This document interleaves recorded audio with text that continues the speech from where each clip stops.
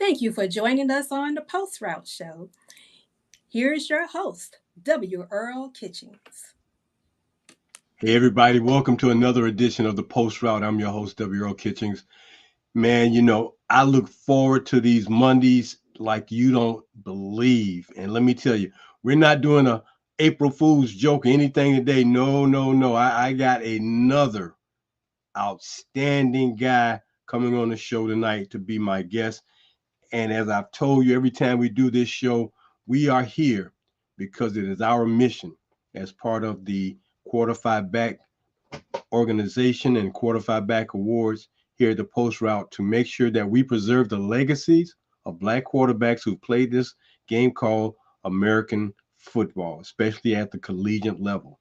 And nothing thrills me and gives me more satisfaction than being able to know that every Monday I've got one new guy to come onto the show that we can talk a little bit about his experience and his times of being that quarterback for his particular team and the things that it meant to him and what those players, his teammates, what the coaches, just the whole experience. And that's the beauty of this because we're here just to have a conversation and talk about the things that are good and that were positive and the things they took away and how that affected them not only as a student athlete, but how it affected them as a individual, as a person going forward, because we all know that playing sports is a very short term.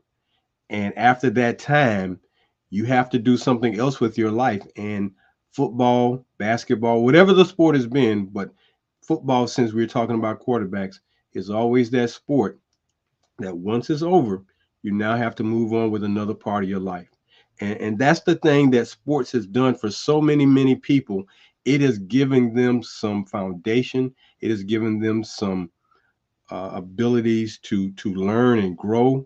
You learn patience, you learn camaraderie, you learn how to get over defeat, you learn how to enjoy winning without being braggadocious about anything.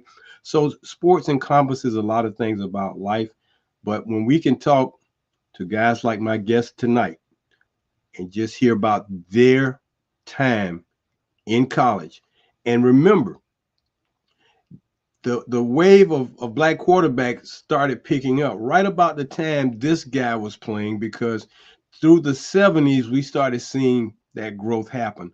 But when it turned to the 80s, it started picking up.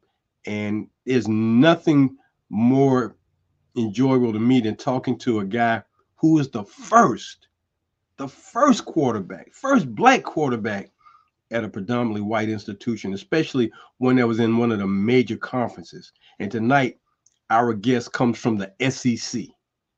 Not only does he come from the SEC, but if I say roll tide, everybody knows I'm talking about Alabama. And he was able to be perhaps definitely the first black quarterback to play under Bear Bryant, but probably the last starting quarterback to play for Coach Bryant before Coach Bryant retired from Alabama. So a phenomenal guy.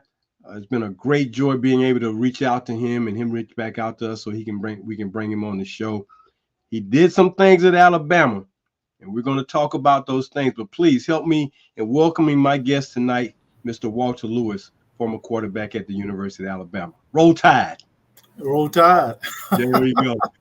Hey, man, I tell you, when you say that nowadays, man, I think everybody gets goosebumps because it has taken gone to a whole nother level now over these last probably 10, 15 years under Nick Saban. But man, the tradition and legacy of an Alabama football program, man, wow. How do you get beyond that? I mean, it's like you don't probably have to do nothing else. You play for Alabama. I don't need to do nothing else. I played at Alabama. Well, the last 24 hours, we got Charles Barkley saying it. Well, if you got Barkley saying it, you know you in the house, man, because I know he is a stone cold Auburn Tiger. But hey, you guys from Alabama, you guys are special. So, Walter, let's talk a little bit about what led to you getting to Alabama, and then once you got there, what happened. So, Brewton, Alabama. Where exactly is Brewton, Alabama? Are you from Florida, right? Yeah, I am. You know where Pensacola is, right? I do. Brewton is 60 miles north, directly north of Pensacola. Is that right? In Alabama. It's right on the Florida-Alabama line. Oh, wow. We used to have to go down to Pensacola to buy our clothes and stuff when I was a kid. We didn't have shopping malls or anything like that, so that was a big deal for us to drive to Pensacola, you know, and go to the mall, you know, and spend the whole day there as a family and buy our clothes and, you know, just, you know, have a great time. Well, I'm sure trips like that for the family, man, were something special. You know, especially if you got siblings, man, you in that back seat and all kinds of nonsense is going on and your parents are telling you to stop this, stop that, and don't do this and don't do that. And you telling on each other about what you're doing. I mean, those are kind of trips I can just imagine, man. If it's 2, 3 y'all in the back seat, man, it's a lot of commotion going on back there. Oh yeah, absolutely. Absolutely. So you're in Brewton and you played at your high school, and talk a little bit about what that experience was like in the late 70s. It was very similar to what I experienced in the early 80s at Bama. Tell you the truth. Right? Yeah. Okay. Let me back up to the early 70s. Okay. You know, there. I lived in Brewton, Alabama, and had a great time there. I mean, in terms of just the makeup of my community and the makeup of just things around in my neighborhood in terms of how things went. You know, it was a time, you know, the late 60s, the early 70s were times where integration was taking place, you know, there. So I remember a lot that went on with my family relative to that. And my family was had 2 older sisters. My middle sister was a better athlete than me. She was a hard-nosed lady. You got that Reggie Miller syndrome. You got that Reggie Miller syndrome. My sister was better than me. Yeah, she's no longer with us, but she was a tremendous athlete. She could play basketball. She could play softball. She's a typical, you know, girl that you see now playing in the different sports. But back then, I got introduced to the game of punt, pass, and kick. I remember. And back in the early 70s, my mom was best friends with a white lady there. Her name was Mary Ann McMillan, and she had 2 boys, and we were all friends. So that was interesting during that time because it was a time where transition was going on relative to, you know, integration, so on and so forth. But one afternoon on a Friday, these 2 young boys came to my house, and they were going down to the Ford Motor Company to register for, you know, punt, pass, and kick. So they asked my mom, could I go? And my mom said, well, sure, you can go. So we go down there, we register. The next day we compete. And I happen to win that first deal. You know, they have 6 different, you know, trips you have to make. Yeah. I went to Montgomery the next week, won there, went to Atlanta. The next week after that, I won in Atlanta. Then I went back to Atlanta. That's when they suited you up to participate in front of the crowds, you know, the game. I was there, did that, and won there.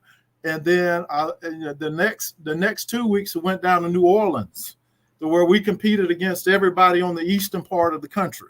Okay. And I was fortunate enough to win there as well. And then we go out to the Pro Bowl, and I got a chance to meet, you know, Gene Washington and, you know, Mean Joe Green. I mean, it was just a really surreal time for an 8-year-old kid, you know. And I won out there, so I was able to win, you know, punt, pass, and kick. And that's when I won that at the next year in my little league, you know, that they moved me to quarterback.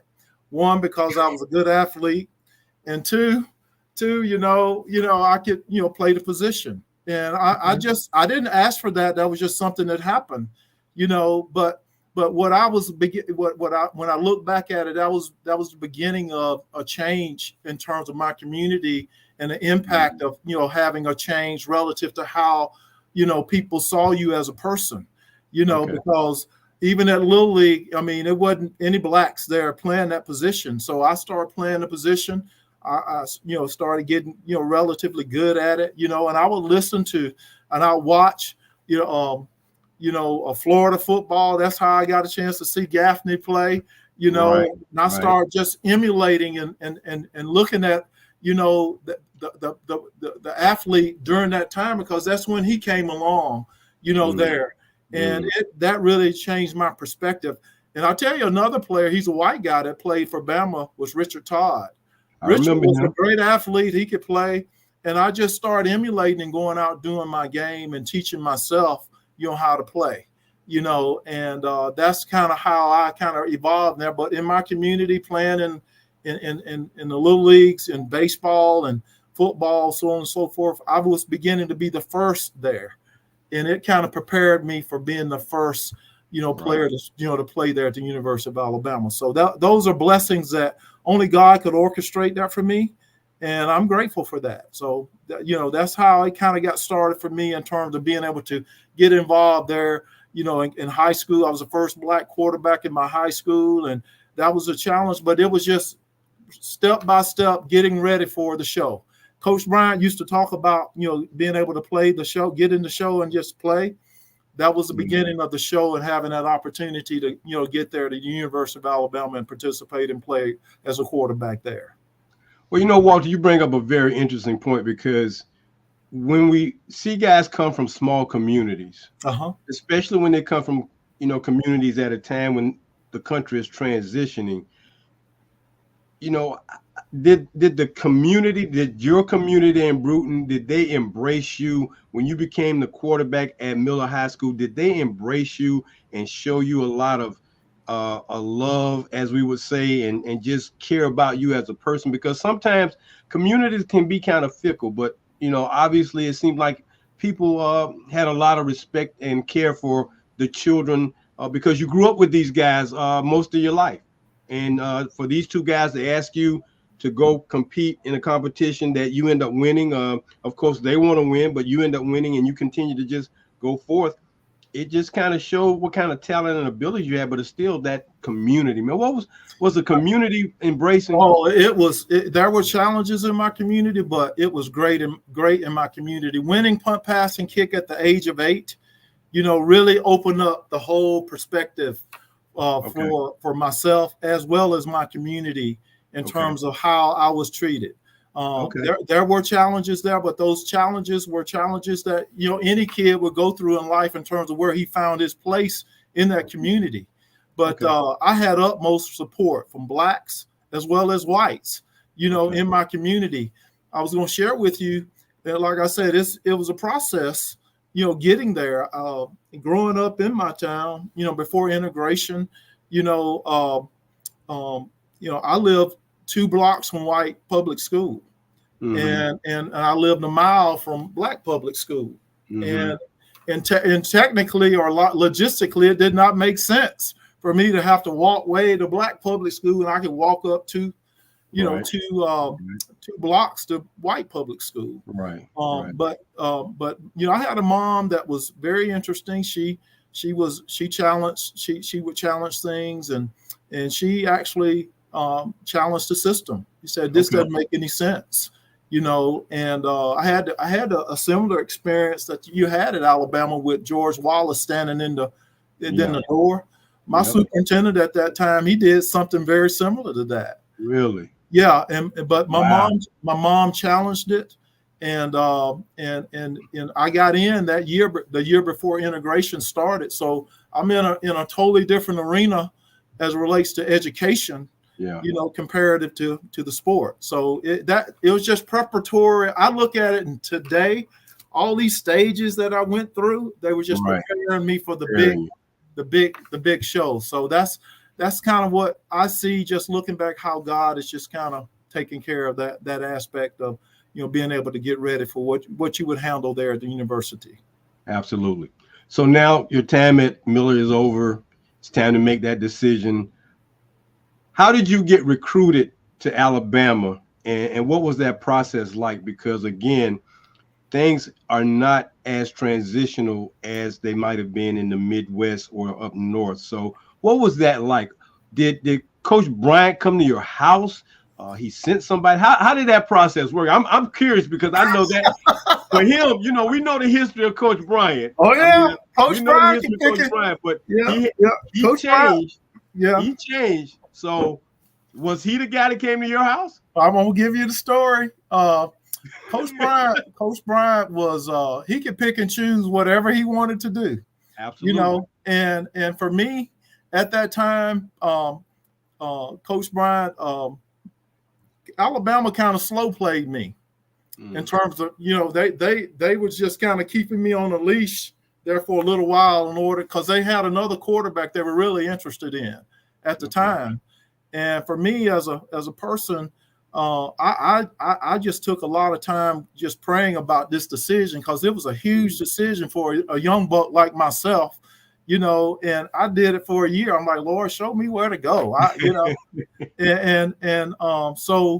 so as we go through that year, you know, Auburn was really, really after me. In fact, on signing day, I was at Auburn, you know, just rechecking Auburn out, you know, to see if this is where I want to go. But I never did get a real good feel for this is where I needed to go. But what was going on behind the scenes, you know, in terms of Alabama, one of our family doctor wrote Coach Bryant a letter. And he expressed, I didn't find this out until my sister passed. Okay. He shared the story with me. And it's just all these things going on behind the scenes. He wrote him a letter. He called him up and said, look, if y'all interested in this kid, you know, coming to Alabama, you all need to do a better job in terms of, you know, recruiting him or whatever you need to recruit him. And then he said, if you're interested in him, and Coach Bryant said, I'm interested. Yeah, so you need to get down here and see him. And sure enough, you know, Coach Bryant made provisions in his schedule, and he got down there, you know, and we had, you know, he invited us. We invited him into our home, and he asked me this question. He said, haven't you always dreamed of playing in that red jersey at the University of Alabama? and I'm like, no. I said, I've always dreamed of playing for the Buffalo Bills or the Cleveland Browns, you know, because you had O.J. Simpson there with the Buffalo Bills, and you had Leroy Brown? Leroy Kelly. Leroy Kelly with the Cleveland Browns. Those are my heroes, you know. And had, you know, but I turned them down. No. So anyway, we're sitting in the living room. And my mom, she was outspoken, and he asked my mom, said, Miss Lewis, do you have any questions or anything like that for me or anything? And my mom looked at Coach Bryant and said, well, Coach, I know my son, Dwayne, that's my middle name is Dwayne. Oh, okay. I know he can play. I know he can play football. He said, but look, I don't have a problem if he goes to Alabama, but I do have a problem with this. If you just going to recruit my son, you know, to sit him on the bench so somebody else won't get him, he said, I don't want him going there. But if he's going to have a legit opportunity to go there and play, you know, hey, if he wants to go there, it's up to him. And Coach Bryant told her, he said, look, if Walter can play, he'll play. And you know, he said that's just how I'm gonna operate. That's how I'm gonna do. And you know what? That's opportunity for anyone. In anything. It could be football, it could be sports, it could be work. And he gave me an opportunity to get out there and show what I could do. And I'm great, you know, that's all he had to do, because I had the motivation. I wanted the opportunity. I wanted to, you know, embellish that opportunity to sit behind the center and take the snap, you know, and he gave it to me, and I did what, you know, I used the abilities that God gave me in order to, you know, to get out there and perform. But Coach Bryant, I have to, you know, that coach, he stood in the gap for Walter Lewis during those times. And that's all I asked for. And he did an outstanding job in terms of cultivating an atmosphere to where I could grow as a quarterback, but also he understood the times too, in terms of what I was dealing with as a quarterback, you know. Well, that speaks volumes about a man that, for those of us who had seen him coach in a situation or in social times that were difficult, we know the story that he invited USC to come to Tuscaloosa to play, to make a point, which he did, and he got his point over, and he realized that the landscape was changing for college football. Absolutely. Coach Duffy Doherty at Michigan State made a significant point when he recruited guys from the South to come to Michigan State to play football. And when they excelled the way they did, it lets you know that either you're going to move with the way the landscape is going, or it's going to run over you, or it's going to pass you by. And I think Coach Bryant realized that. But the fact that of all the positions that he had to make a decision about in order for a person like a Walter Lewis and a Sylvester Crooms to play, because those two positions, the center position and the quarterback position, are critical on offense in order for the offense to move. That center is the guy who calls out the line plays, and the quarterback is the guy who handles the rest of it from that point. So to know that you two gentlemen had to play under a legendary guy like him, and he, like you said, he stood in the gap. He was a man of his word. He told your mother something, and she was believing what he told her, because if not, she was going to yank you out of Alabama. I have no doubt about that. You're right about that. Yeah, you were coming home. But yes, sir. But because he was a man of his word, correct. Okay, and that's what I'm taking from that. He stood by it and made the situation happen, the opportunity happen. It was yours to lose. It was yours to lose. Absolutely. And let me say this about Coach Bryant, and I learned this from his son. Okay. You know, it just didn't start at Alabama in terms of him seeing the disparity of color. Okay. You know, it started at Texas A&M. It started at Kentucky when he was there. Okay. He saw the mere fact of integrating the teams or whatnot. Yeah, he was trying to do that well before he got to Bama. Okay, but our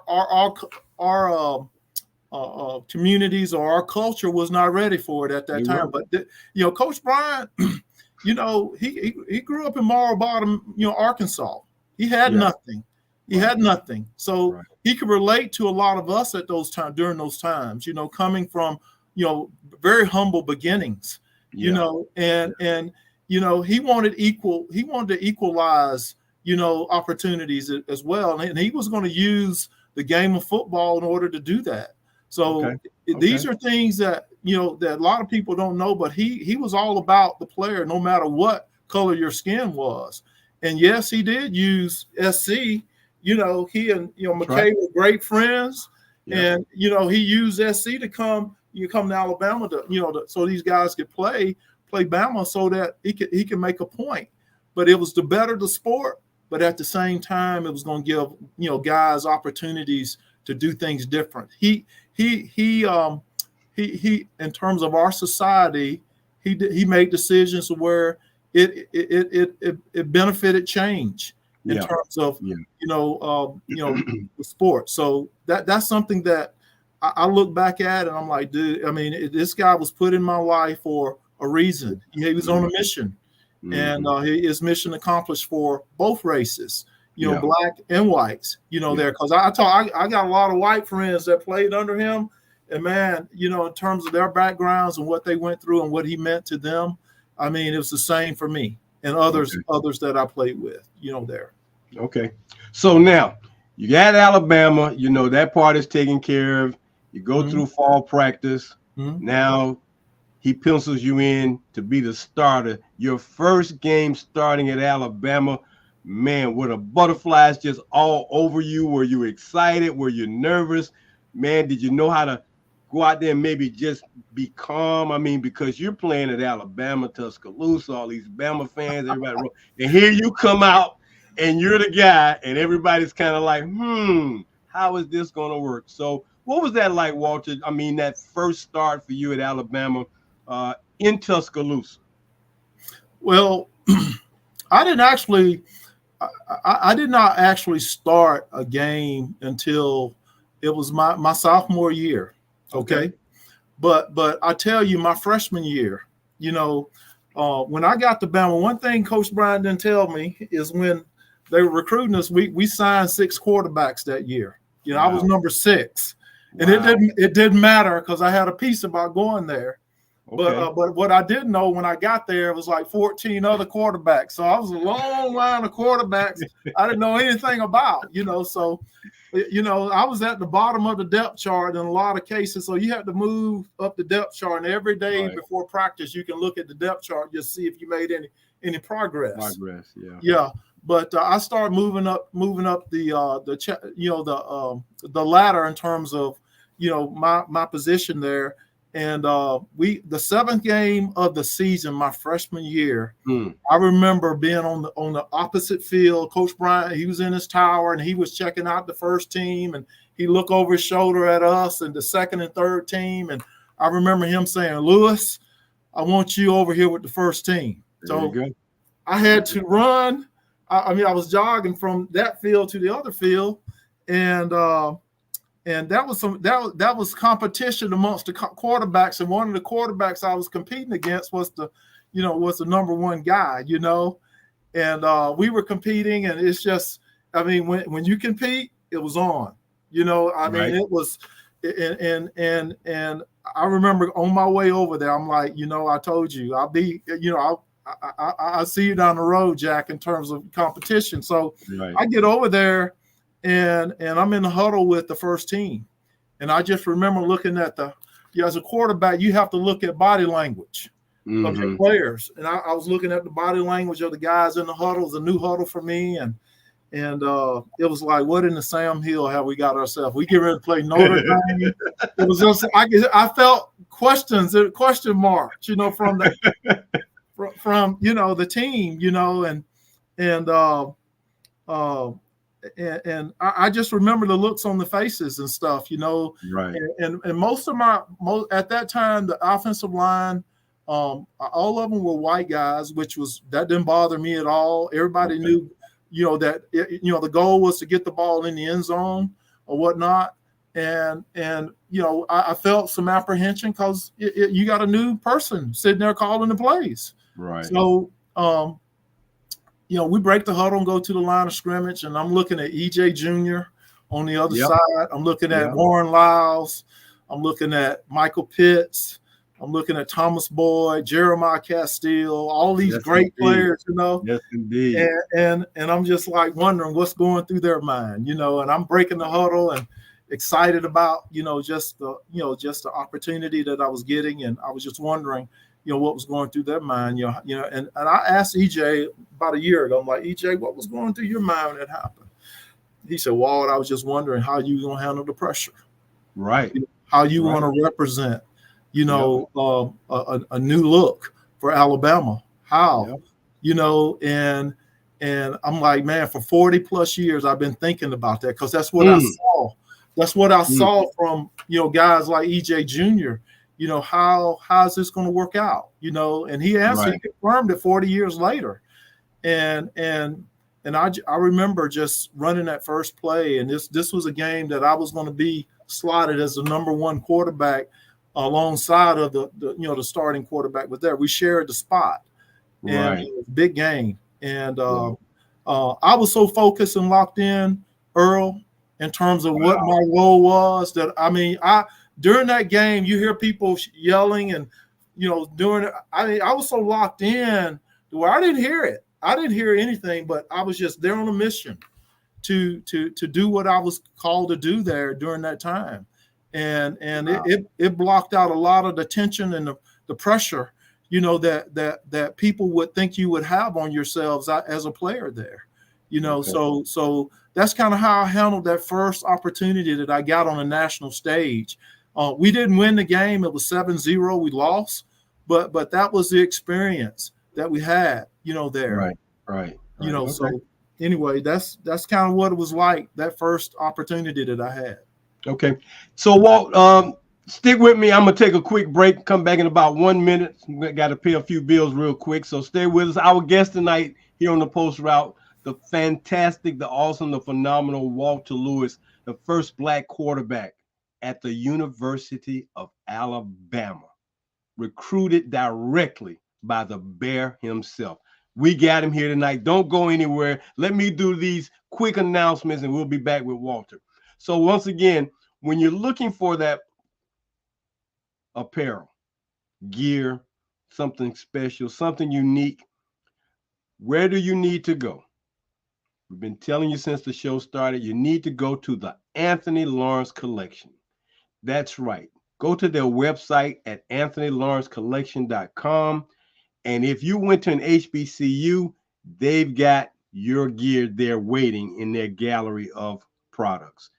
Sweats, hoodies, t-shirts, warm-ups, they've got it all. Go to their website, Anthony Lawrence Collection. They are expanding and growing their business on a day-to-day basis. So if they don't have it, tell them you want them to get it and see if they can make it happen for you. That's what we call magic. But again, the company that we believe in here at the Post Route is the Anthony Lawrence Collection. Once again, anthonylawrencecollection.com. They're based out of Baton Rouge, Louisiana. So if you need to find them, go to their website and you can call them however you need to get in touch with them. But that's the Anthony Lawrence Collection. Check them out. And if you want to learn more about guys like the guy we're talking to tonight, Walter Lewis, pick up a copy of my book, The Forgotten QBs, the little-known history, information, and statistics about Black quarterbacks in American college football. This book goes from 1903 to 1990. It is full of information, short bios of all these quarterbacks who have played not only at schools like Alabama and LSU and Michigan and UCLA, but we also got the HBCU section in the book. So we've got it broken down and it's in alphabetized for both of those eras. Plus, we've got some other great information in there about some of the pioneers of college football who were Black. We got something about Fritz Pollard, the first guy to be a quarterback in the NFL. Then we've got some other information that you'll find interesting, along with statistics and everything else. But the Forgotten QBs, that's my book. Go to our website at QuarterPhiBack, QuarterPhiBack.com. Click on the book. Order your copy. We'll get it out to you immediately. It's only $35. Shipping is free. But you can learn a little bit more about not only Walter Lewis, but several other guys, including some of the guys we've already had on the show, such as Chuck Ely. You know, I'm going to throw Chuck Ely out, my teammate Don Gaffney and Terry LeCount. So get a copy of the book. Well, we're going to get back to Walter right now. So, Walter, let me ask camaraderie, teammate camaraderie, because not only was EJ Jr. and Jeremiah Castile and all these other guys, you guys had the bond. So now they've already kind of put themselves in a position because they're playing the other position. But now you come on as that leader. You are that leader of that team now. Mm-hmm. How did they embrace you as a teammate for that camaraderie so you would feel comfortable, because they already had gone through some of the fires? Now you got to deal with probably the hottest fire ever at Alabama. Well, you know, a lot of times, you know this as well as I do, adversity on the football field. Yep. It'll create adversity. A lot of times will pull a team together, you know. And that very first play that I was telling you about, you know, where when we broke that huddle and we ran that play, I remember Billy Jackson was the fullback. Mm-hmm. Okay. Mm-hmm. And we run the wishbone, and I remember putting the ball in Billy Jackson's stomach.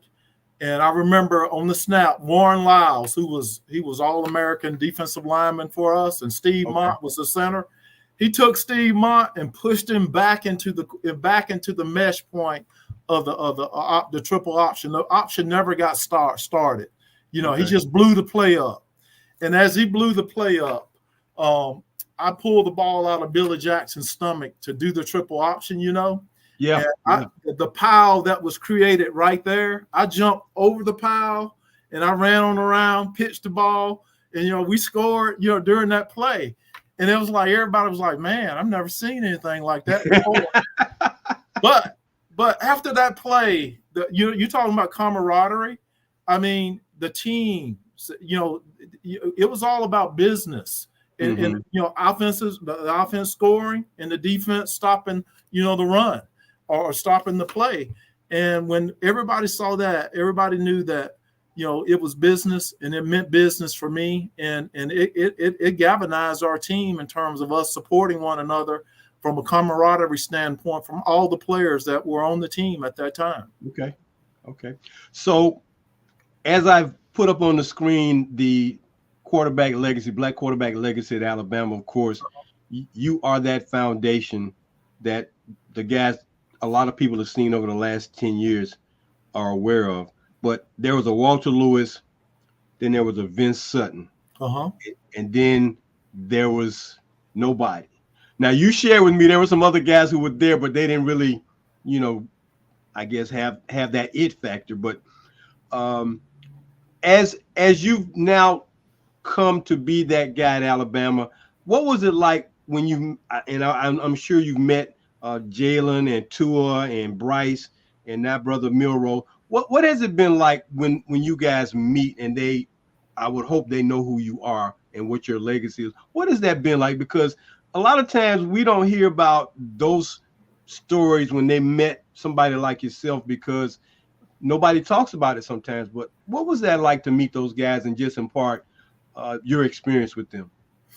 Well, one of them I haven't had a chance. I didn't have a chance to meet, and I think COVID kind of messed that up. Because they wouldn't let us come to practice. But Bryce, I didn't get a chance to meet him. His dad and I, we talked a few times, there, and but with Vince Sutton and then Jalen. Jalen was when I met Jalen, he was just excited to have an opportunity to meet me, and he asked me about my background in terms of when did I play and all that kind of stuff, and I was able to share, share some of that with him, and having that excitement, from him and seeing how it impacted him. That's what it's all about. I came along during a time where it was difficult, and I was able to plow some ground where some seeds could be planted along the way to where Jalen Hurts or Tua or Bryce and then Milroe, they could benefit and get the fruits. Yeah. One thing I've learned in life, God put us all here at certain times in life that it may be it's times where you're here and there's nothing you can do about that.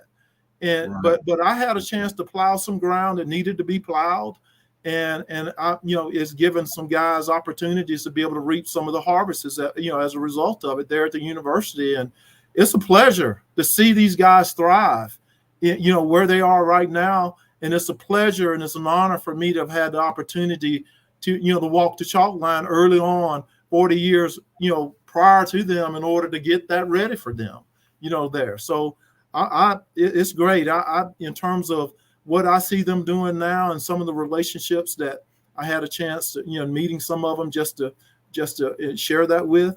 I haven't met Jalen Milroe yet, but I really like him as a quarterback. I really like him in terms of what his potential is right now and what he can do there at the university compared to all the other ones that have come prior to him, there. Yeah. Well, I'm sure it means a lot to those guys when a legend like yourself, when you were that guy, because they have an opportunity to glean from you your experiences. And it was interesting to hear Jalen ask questions about, what it was like and what did you do and how did you deal with things, and for you to embrace that and make those guys know that, hey man, what I did, I'm happy that I had the chance. God put me in a situation and a place to do what I did. So you guys come along and you can take advantage of the fruits that have now come along. But I think that's a critical role, especially when we talk about guys who play the most iconic position on the field. When it's a black guy, we all understand how things are. You looked at a little bit more critical, you expected a little bit more, but when you perform, you get all those things thrown out, and everybody now just wants to win. So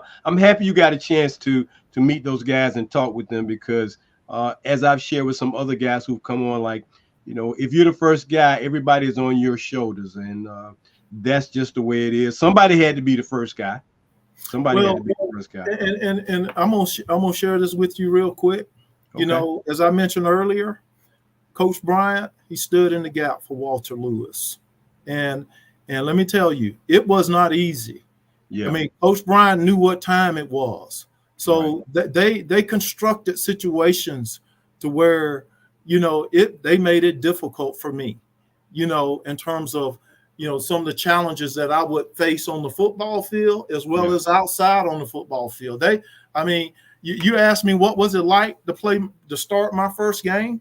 The real answer is to start my first game. It was like a breath of fresh air, because the practices to get ready for that game, in terms of how Coach Bryant and them prepared me, and all the different things you could experience.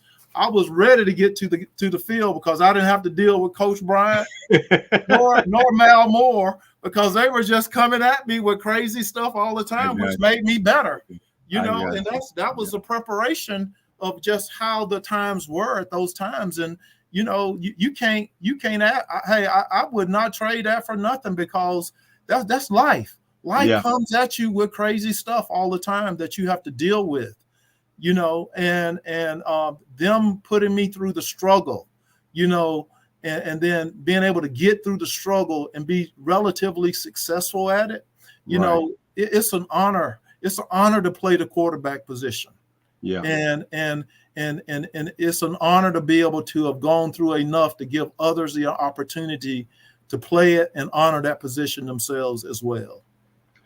Great. Well, like I said, man, the value of those relationships are just great. So I want to switch a little bit and go to some other relationships, because I just gotta know. So meeting Joe Namath and Ken Stabler, I gotta know when you met those two guys. I gotta know.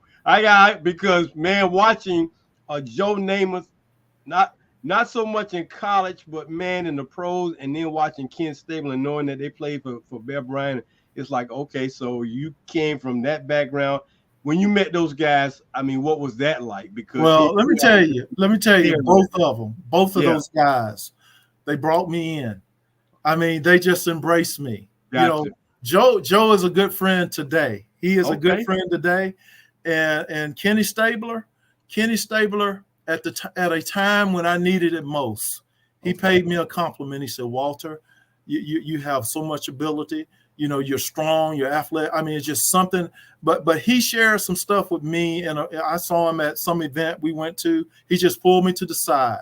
And man, from that point, all the things you heard about Kenny Stabler, you know, you hear about some of his personal, I mean, all that stuff just went away, because I really had a chance to see the heart of Kenny Stabler. And I mean, he was, both of them, you know, just really, they were good friends during my tenure, you know, as a quarterback there. And I'm very appreciative of it. Well, you know, two iconic guys like that, man. I mean, two Super Bowl winners. I mean, for the times they played. And of course, you know, here's Joe Namath coming out of Pennsylvania all the way to Alabama. Absolutely. You know, I'm sure the coaches at Pitt and Penn State were crushed when he left the state of Pennsylvania to go down there and play for Bear Bryant. I know Coach Pertona was probably really crushed, because now I got to play against one of my own guys in these games against Bear Bryant. But to know that, again, a camaraderie, and just like that camaraderie between you and your teammates, and then you and Joe Namath and Kenny Stabler and these young guys who played at Alabama, that helps me to understand and know that what we're trying to do with this thing called Quarterfied Back in the Post Route, of creating this fraternity, as if you will, amongst guys like yourself. Because when we're growing up, you know, when I was growing up like yourself, you got a chance to see a Don Gaffney. Sure. Okay, you got it. The only guy I ever saw, Walter, his name was Jimmy Ray. After Jimmy Ray, I saw Jimmy Jones, who was with USC when they came and played. But in the pros, there was none. So you look up the guys and you emulate guys. And my number one guy, quarterback, man, And I've told my sons that I said, I don't care who y'all talk about, man. Johnny Unitas was the greatest quarterback ever. I don't care. Joe Montana and anybody else. I'm going to always say Johnny Unitas. But you build these relationships, man. And I think that's what's so important, because when you can have relationships that extend over time, and some stories, like you said, I'm not into that particular story because I saw the heart of the man, Exactly. And when a person can see your heart, it's like a child. A child knows who to be comfortable with and who not to be comfortable with. A child who feel comfortable with being in your arms, they're not going to cry, they're not going to anything. But if they're nervous about you, man, they're crying like, no, I don't let. Same thing here when we're talking about these guys. So to hear you share with us about your experiences with Bear Bryant, so that we can hear your side of it, to hear your side of the stories with Joe Namath and Ken Stabler, and then to hear, how much Alabama means to you, because you had a mother who was a great agent.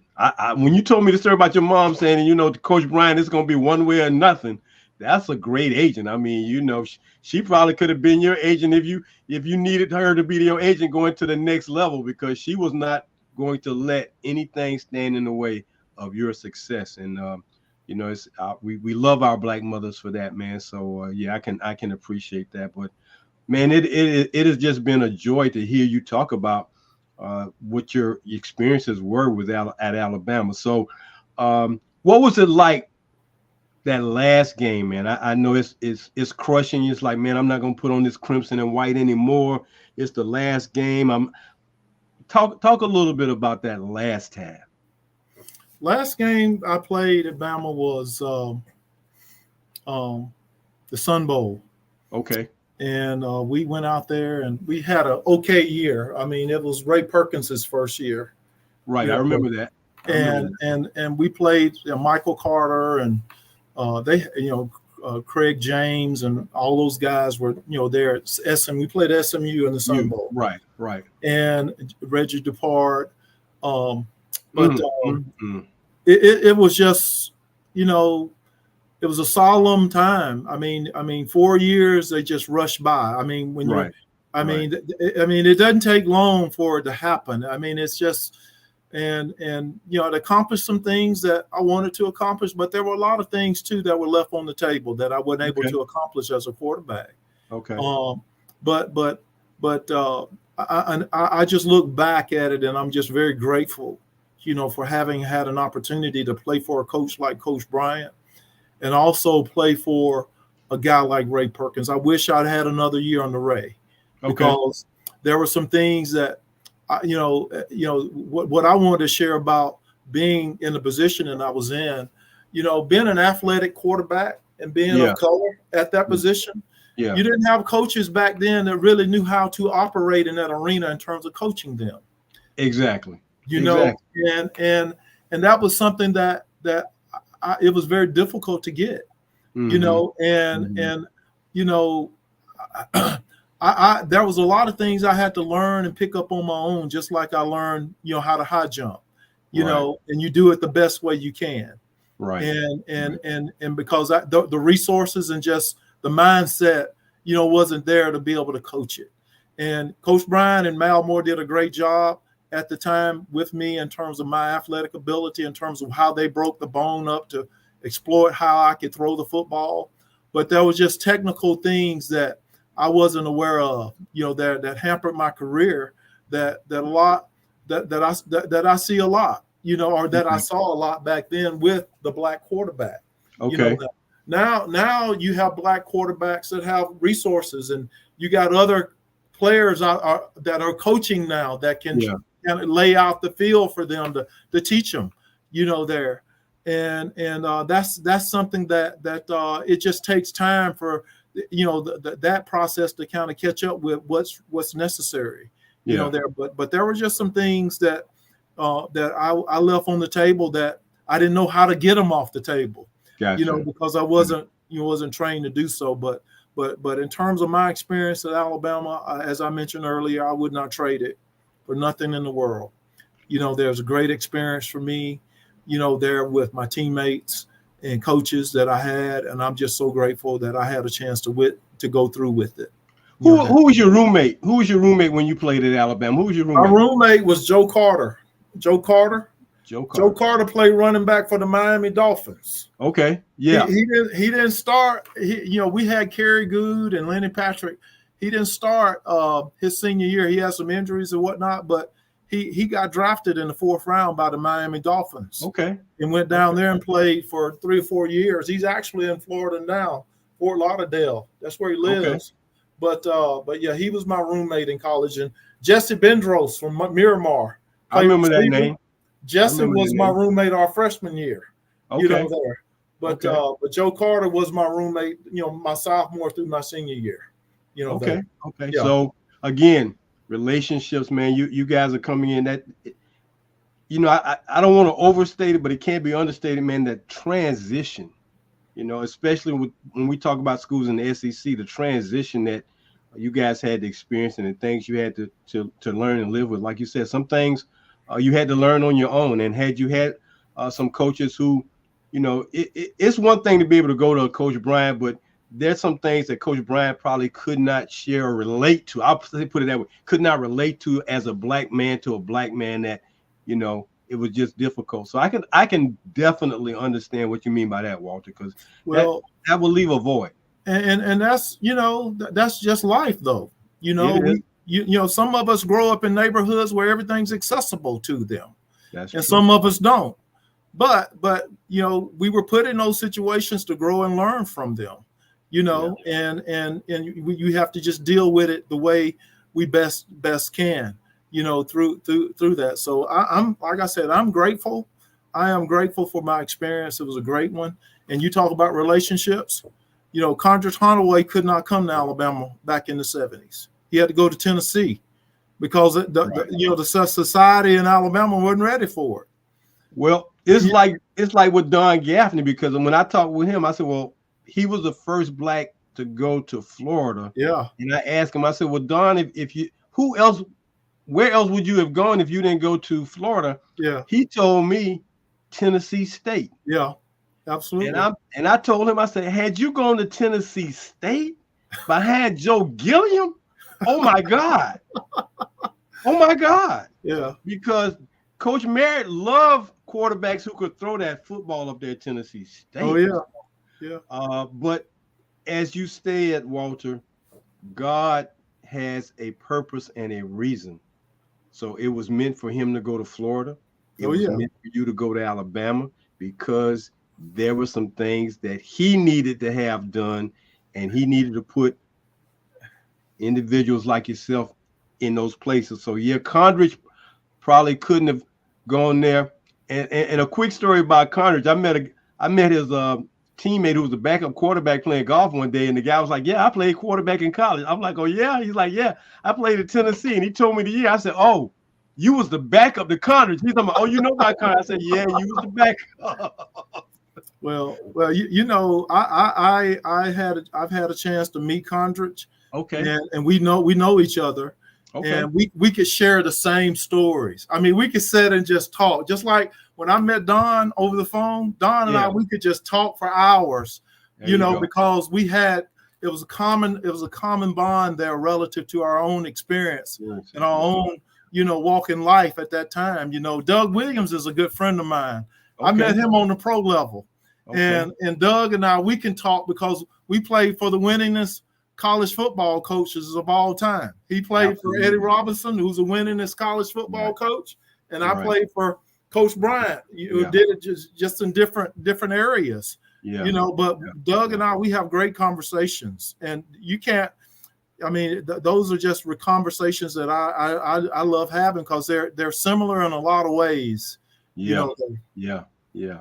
Well, like I said, man, to be able to do this, and like you said, Coach Bryant was brought to you and you were put in his life for a reason. I truly believe that God put this mission of this black quarterback thing on me to do. And I'm doing it as well as he'll let me do it. as often and as much as I can, because it is truly a joy, man. And I've met some remarkable guys like yourself and some other guys that I would have never. If you told me this 5 years ago, I'm like, man, I am not gonna be talking to them. How do you figure I'm gonna be talking to these guys? But there was a way. So, hey, Walter, thank you so much for spending a little time with us tonight here on the Post Route. We appreciate it, man. May God continue to bless you and all your efforts that you. Real quick, anything you want to tell people about what you're doing now? You got a foundation? You got anything you want people to know about what you're doing now? Yeah, well, I work with communities. I'm in the bond business, and where I help cities and counties and water authorities raise money to fund projects or whatnot. Okay. I do it primarily here in the state of Alabama, but I'm in Mississippi as well as Louisiana from time to time. Gotcha. But that's what I do professionally. A lot of people don't know I got a degree in electrical engineering while I was playing, and that was a challenge within itself as a player. But I use those skills and what I do, from a finance standpoint and what have you. But I don't have any foundations. I do support a community where I raise funds for a scholarship to the University of Alabama in my hometown. Okay. But yeah, that's kind of what my profession is right now in terms of what I do as a person. Well, I know that if you're doing it, man, it's being done at a high level and a high quality. So continued success to you in what you're doing. And I look forward to talking to you. I look forward to the day when we can meet, man. I mean, because that's one of the things I'm got on my bucket list, when I can meet some of these guys face to face. So I expect that to happen one day. Well, let me tell you, you're doing a great job, Earl, with this. I've enjoyed just this time, talking with you and answering the questions that you're giving me. I mean, that's just great, and I'm happy to be a part of what you've established here in terms of bringing some things to light relative to the black quarterback, in terms of some of the challenges and some of the successes in terms of how they've had to go through the game of football. Well, we're working on some things, man. We're looking at launching our merchandise line in the upcoming summer. I got some things that, man, when I put some of this stuff out, man, all you guys who've been on the show, you're going to get, like a golf shirt, a baseball cap, a varsity jacket, all this stuff, because when you go out and wear it and people see it, and because it is that fraternity of black quarterbacks, and people say, what's a quarterback back? Like, yeah. So thank you so much. And we'll be in touch, man, and continued success. And I hope God continues to bless you. Thanks yes, sir. Again. Thank you. All right. That was Walter Lewis, man. I mean, a great one from Alabama. So, like we say, check us out on Monday nights, because every Monday we are trying to bring you that next guy to give you his story.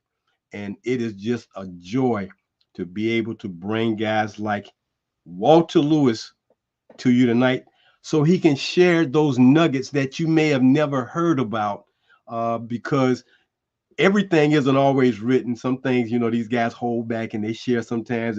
But to know that he has the camaraderie, the relationships with guys that he played with, and these guys who are now playing quarterback at Alabama, knowing that they stand on his shoulders, man, it was phenomenal. So thank you again, Walter, for being our guest tonight. We are really, really appreciate it.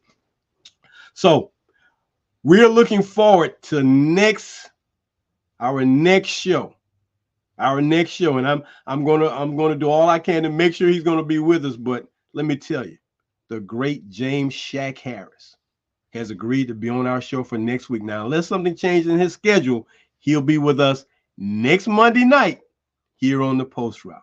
So join us 7 o'clock, and if you don't catch us, go to our YouTube channel and catch one of our episodes from the past. Always go to our website, quarter5back.com, to check out what's going on.